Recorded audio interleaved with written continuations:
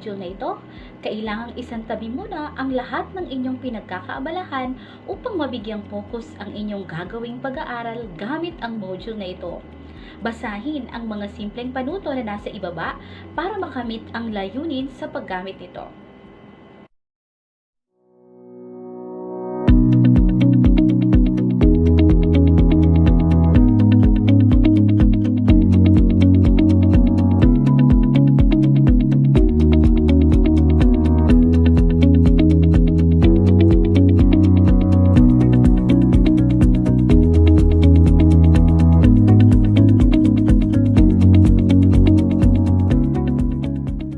Ngayong alam na natin kung paano gamitin ang module, alamin naman natin ngayon kung ano-ano nga ba ang mga bahagi nito.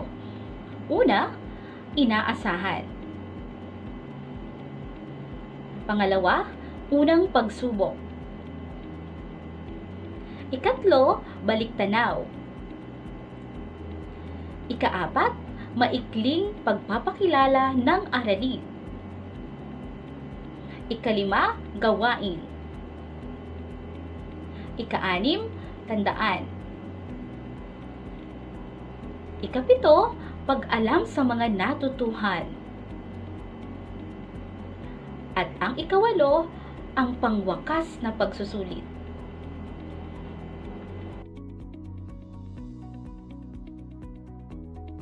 Unang aralin ng ika-11 module, pagpapalawak ng pangungusap.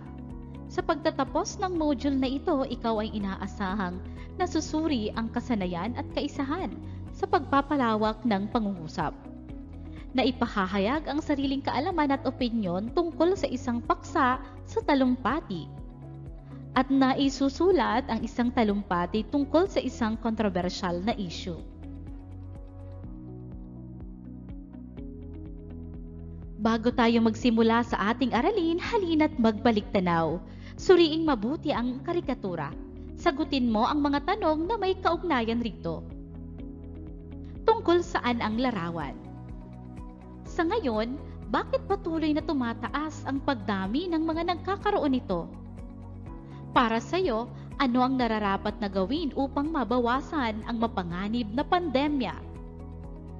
Kung may kakilala ka na nakaranas o nagkaroon ng sakit na ito, ano ang iyong gagawin? At ilahad mo ang iyong saloobin sa usaping ito at ipaliwanag.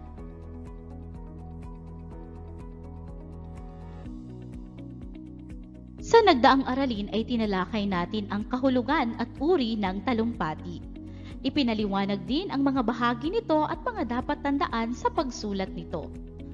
Bukod sa mga nabanggit, may mga tinatawag din tayo na kasanayan at kaisahan sa pagpapalawak ng pangungusap na makatutulong upang higit na maipahatid ang mensahe sa mga tagapakinig o mambabasa.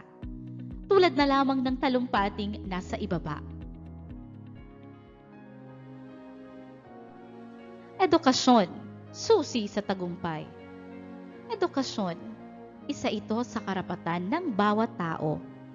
Bata pa lamang tayo ay alam na natin na ito ay pinakamahalagang bahagi ng ating buhay. Bakit nga ba?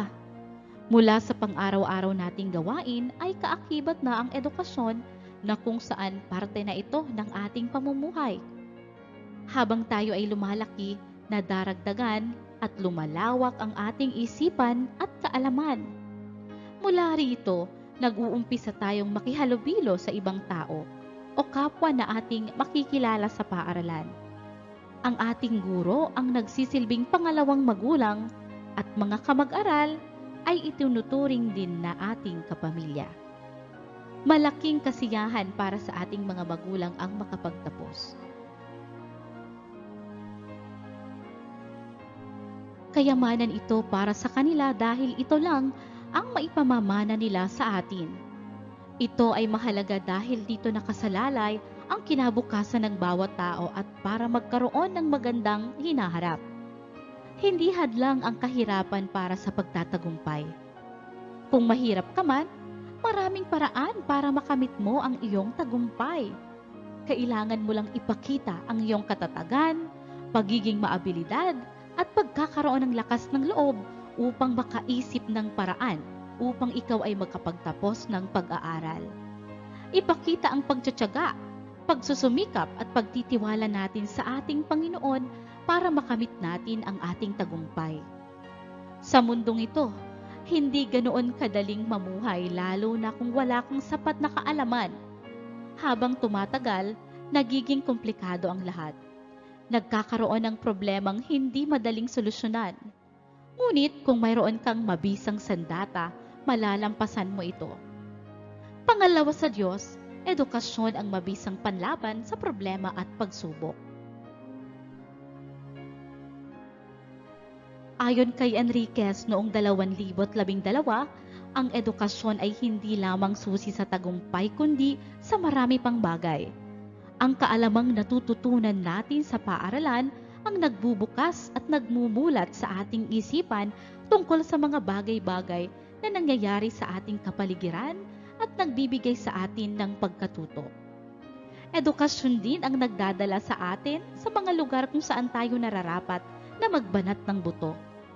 Edukasyon din ang magbubukas ng daan upang ating malaman ang ating mga karapatan at ang kaakibat ng mga pananagutan. Ang pagkakaroon ng isang mataas at matibay na edukasyon ay isang saligan upang mabago ang takbo ng ating buhay.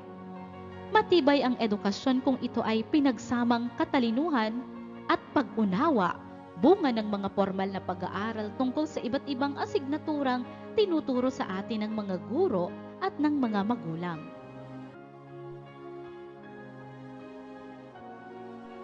Ang edukasyon ay katumbas ng isang sumisibol na susi, tulay, hagdan, at sandatang panghabang buhay na bitbit ng bawat isang tao na nagagamit nila sa kani-kanilang paglalakbay at mga hakbang na dadaanan sa buhay. Kung wala ito, mahihirapan ang tao na abutin ang kaniyang mga pangarap at mithiin sa mundong ito. Susi ang edukasyon sa bawat pinto ng oportunidad. Kung tayo ay mayroon ito, magagawa nating buksan ang ating puso at isipan na pagsikapan ang tagumpay na gustong makamtan.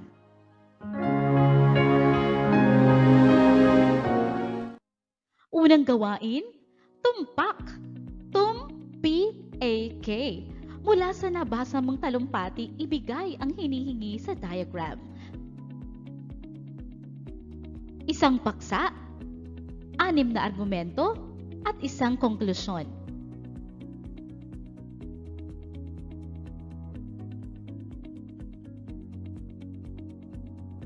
Ikalawang gawain, pulso ng kabataan.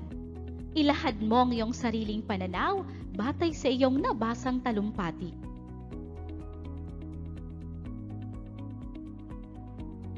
Ikatlong gawain, suring basa. Balikan ang talumpating binasa. Iyong itala ang mga kasanayan at kaisahan sa pagpapalawak ng pangungusap na ginamit sa talumpati. Sundin mo ang format na ibinigay.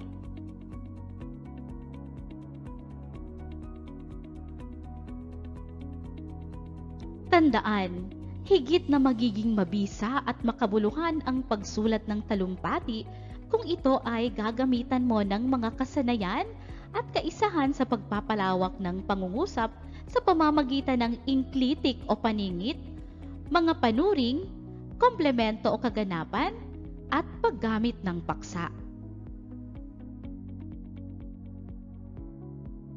Ano-ano nga ba ang mga kasanayan at kaisahan sa pagpapalawak ng pangungusap?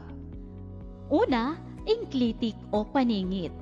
Ang inklitik ay mga katagang ginagamit upang maging mas malinaw ang kahulugan ng pangungusap, ngunit maaari itong alisin nang hindi nasisira ang mensahe ng pangungusap.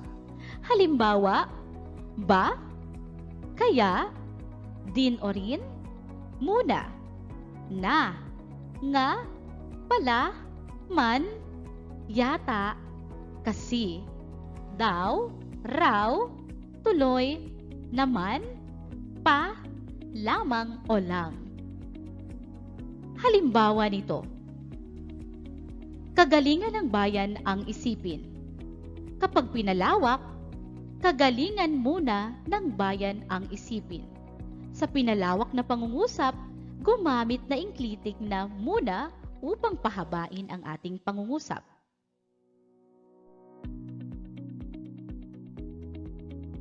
Ikalawa, mga panuring. May dalawang uri ito. Ang una ay ang panuring na pang-uri sa pangalan at panghalip. Halimbawa, tayo ay naghalal ng mga pinuno. Kapag ginagamitan ng isang panuring, tayo ay naghalal ng mahusay na pinuno. Ikalawang uri ng panuring ay ang pang-abay na panuring sa pandiwa, pang-uri o kapwa pang-abay. Halimbawa, nakalulungkot isipin ang mga nangyayari sa bayan. Kapag pinalawak, sadyang nakalulungkot isipin ang mga nangyayari sa bayan. Ito ay ginamitan ng panuring na pang-abay na sadyang.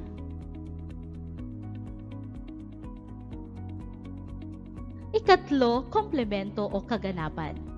Ito ang tawag sa pariralang panggalang nasa panaguri na may kaugnayan sa ikagaganap ng kilos ng pandiwa. Ito ay binubuo ng tinatawag nating tagaganap, tagatanggap, layon, ganapan, kagamitan, sanhi at direksyonal. Ikaapat, paksa. Ito ang pinag-uusapan sa pangungusap. Ang mga halimbawa nito ay ang atribusyon o modifikasyon, pariralang lokatibo o panlunan, at pariralang nagpapahayag ng pagmamay-ari.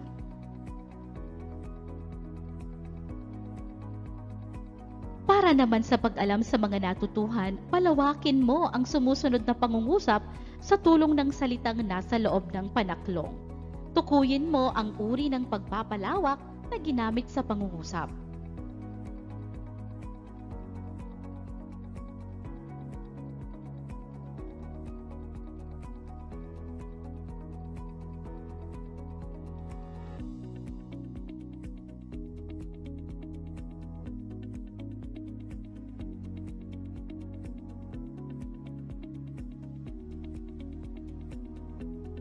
Basahin at unawaing mabuti ang talumpati.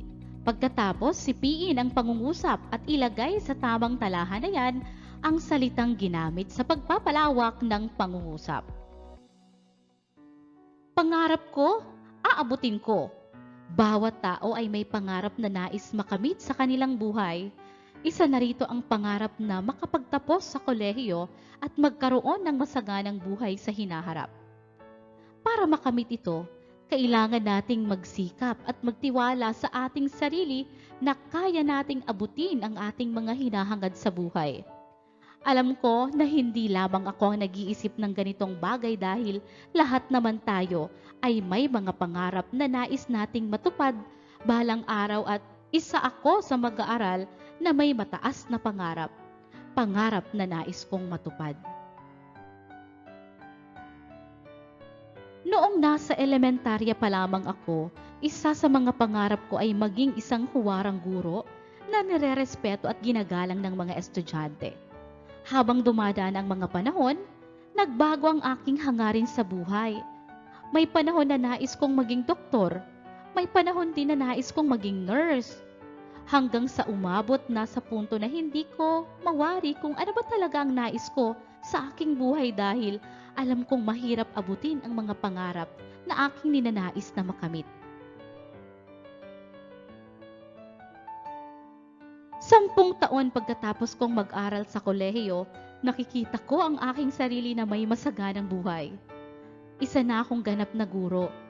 Masayang nagbabahagi ng aking mga kaalaman tungkol sa aking mga karanasan noong ako'y nag-aaral pa lamang at mga kaalamang patuloy kong natututuhan sa aking buhay.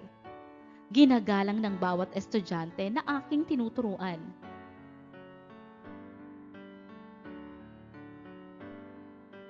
Alam kong mahirap abutin ang aking mga pangarap ngunit hindi ito hadlang para maabot ko ang aking mga adhikain sa buhay. Naniniwala ako na kapag ginusto mo ang isang bagay, magagawa mo at makukuha mo ito kung may determinasyon, tiyaga, pagsisikap, tiwala sa sarili at may pananalig sa ating poong may kapal. Kung bumagsak ka man, pilitin mong tumayo at huwag kang susuko dahil alam kong balang araw makakamit mo rin ang iyong mga hinahangad na tagumpay.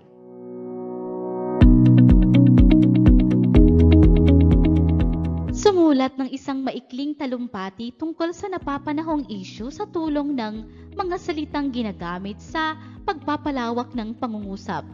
Narito ang mga halimbawang paksa. Online na pag-aaral, balik probinsya program, at mass testing.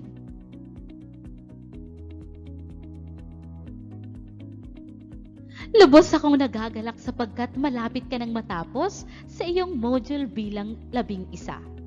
Sagutan natin ang pangwakas na pagsusulit. At para naman sa papel sa reflektibong pagkatuto, pagkatapos ng pag-aaral ng module na ito ay gamitin mo ang estratehiyang 3-2-1. Sundin ang hinihinging impormasyon. 3. Tatlong impormasyong natutuhan tungkol sa argumento. 2. Dalawang uri ng kasanayan sa pagpapalawak ng pangungusap. At 1. Isang saloobin sa naging aralin.